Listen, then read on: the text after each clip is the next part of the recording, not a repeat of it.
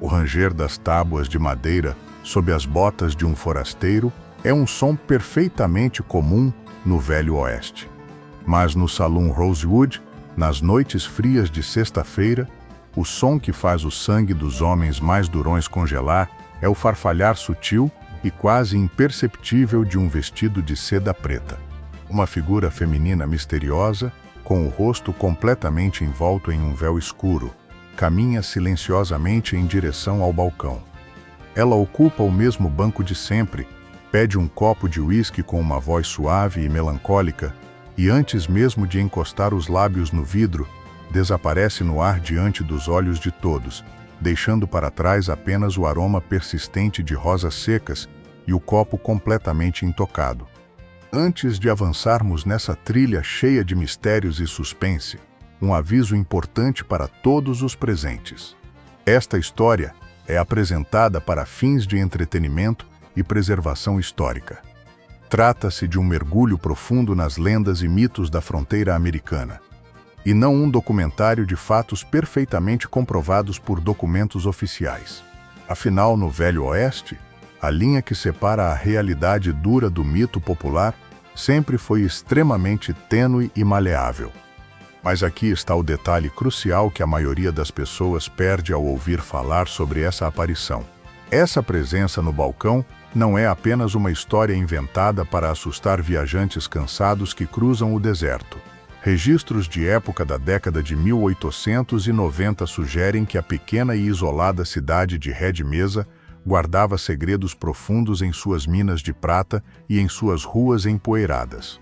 Os recortes de jornais antigos da fronteira e os diários de pioneiros locais mencionam uma jovem real chamada Josephine Clay.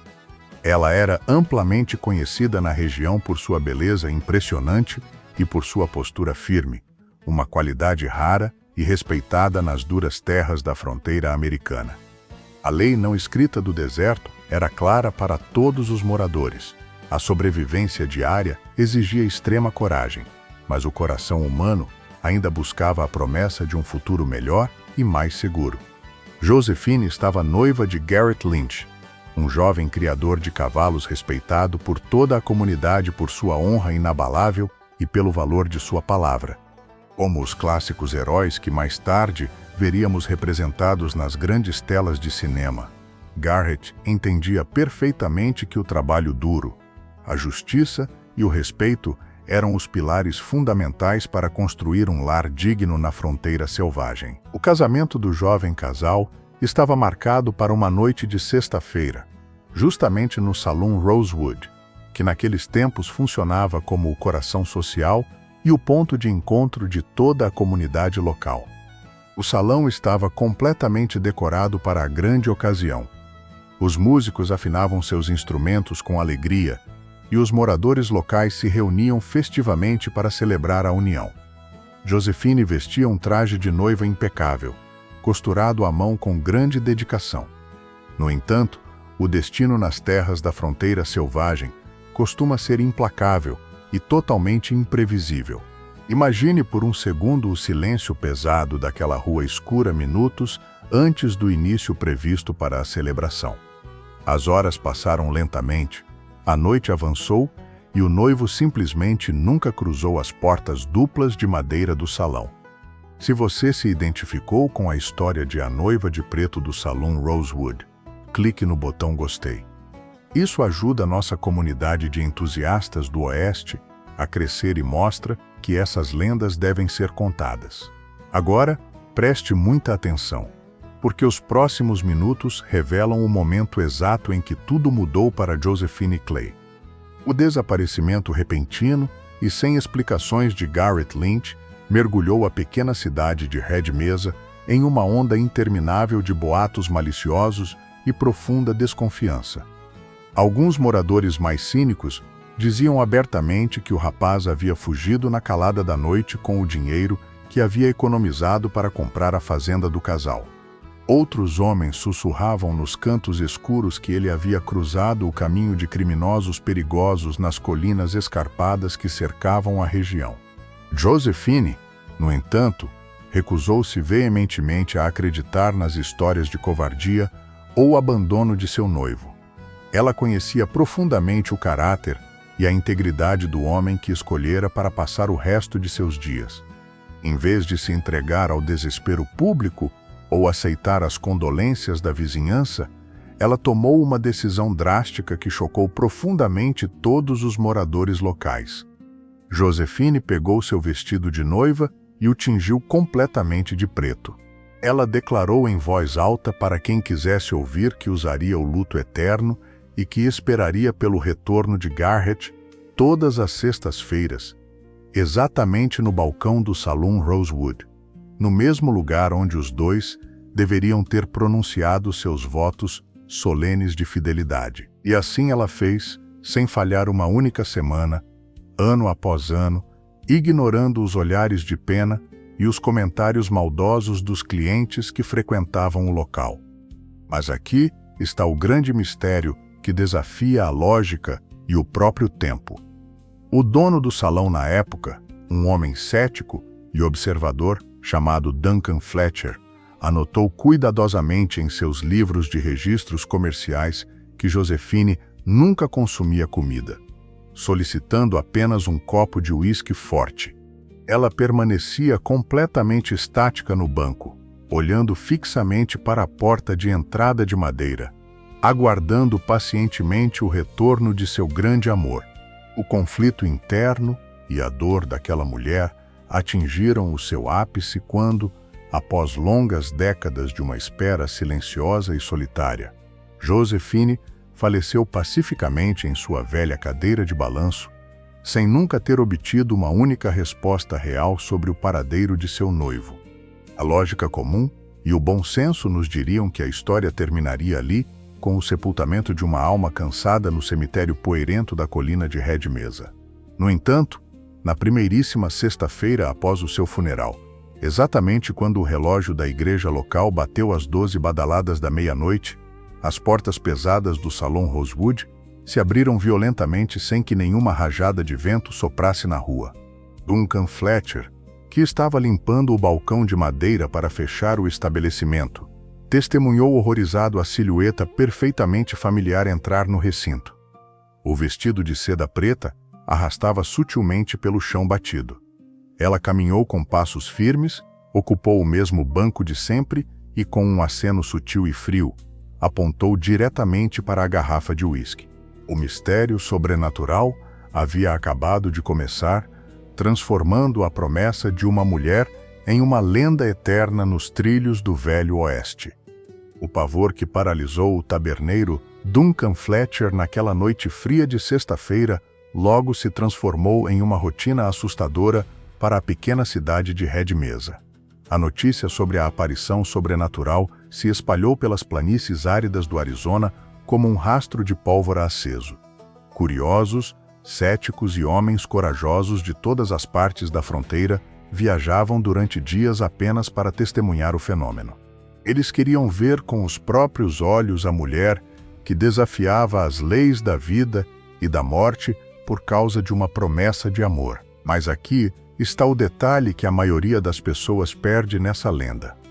Joséphine Clay nunca interagiu com nenhum dos clientes curiosos. Ela não emitia sons, não chorava e ignorava completamente os sussurros assustados ao seu redor. Ela apenas mantinha os olhos fixos na entrada principal, apontando o dedo pálido para a garrafa do melhor uísque da casa. O copo era servido pelo trêmulo taberneiro, permanecia intocado no balcão por exatamente 10 minutos, e então a silhueta escura se desfazia no ar. A presença melancólica da noiva parecia presa em um ciclo eterno de expectativa e dor. Os anos passaram e a fronteira começou a se modernizar lentamente. Os trilhos de ferro avançaram sobre a terra e as velhas histórias de fantasmas começaram a ser tratadas como meras superstições do passado. No entanto, o Velho Oeste sempre encontra uma maneira própria de desenterrar a verdade, não importa quantos anos ela permaneça oculta sob a areia poeirenta do deserto. O grande ponto de virada dessa história aconteceu quase 30 anos após o falecimento de Joséphine. Durante uma terrível tempestade de inverno, uma antiga galeria subterrânea na isolada mina do Sol Poente, desmoronou completamente. Operários locais que trabalhavam na reconstrução da área encontraram algo que mudaria para sempre a história da região.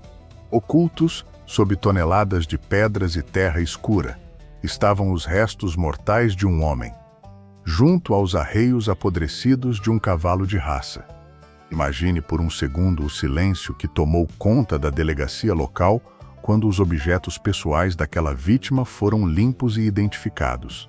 Entre os pertences intactos estava um relógio de bolso de prata com uma gravação especial e o nome de seu antigo dono, Garrett Lynch.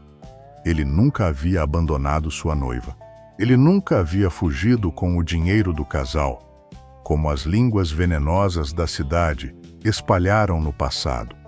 A investigação dos registros antigos revelou uma realidade muito mais sombria e cruel. Um exame detalhado nos arquivos criminais da região apontou que Garrett havia cruzado o caminho de um fazendeiro ganancioso e impiedoso chamado Chester Boyd. Boyd cobiçava as terras e os valiosos cavalos do jovem criador.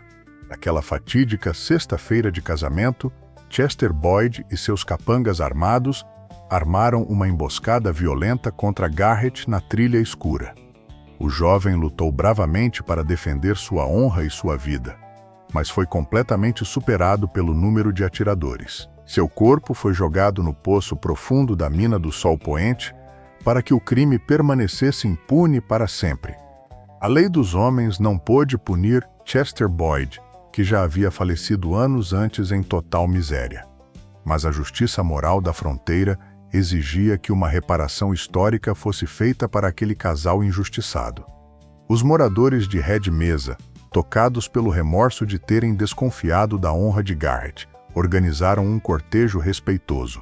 Os restos mortais do jovem foram sepultados com todas as honras no cemitério da colina, exatamente ao lado do túmulo de Josephine Clay. Na sexta-feira seguinte a esse acontecimento, o Salão Rosewood estava completamente silencioso e na mais perfeita escuridão. O relógio da igreja local bateu à meia-noite. As portas duplas de madeira se abriram suavemente. A silhueta da noiva de preto caminhou em direção ao balcão de sempre. Mas, dessa vez, algo inédito aconteceu. Uma segunda figura, a silhueta luminosa de um cowboy, usando um chapéu de aba larga, surgiu silenciosamente ao lado dela. Pela primeira vez em décadas, a aparição de Josephine não parecia carregar dor ou expectativa. A noiva de preto olhou para o companheiro e, juntos, eles ergueram o copo de uísque em um brinde silencioso à vitória da verdade sobre o tempo. A silhueta escura do vestido mudou de cor diante dos olhos das testemunhas, tornando-se completamente branca e radiante.